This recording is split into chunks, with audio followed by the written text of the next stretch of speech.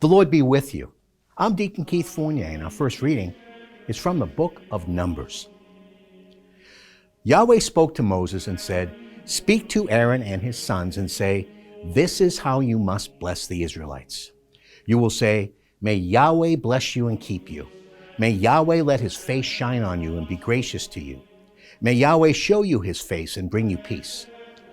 This is how they must call down my name on the Israelites, and then I shall bless them." In our response, from Psalm 67, "Then the earth will acknowledge your ways and all nations your power to save.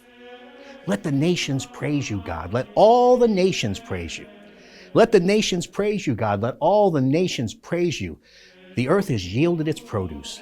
God, our God, has blessed us." In our second reading from the letter of the Apostle Paul to the Galatians, "But when the completion, the fullness of the time came, God sent his Son, born of a woman, born a subject to the law, to redeem the subjects of the law, so that we could receive adoption as sons. As you are sons, God has sent into our hearts the Spirit of his Son, crying, 'Abba, Father.' And so you are no longer a slave, but a son. And if a son, then an heir, by God's own act." A reading from the Holy Gospel according to St. Luke.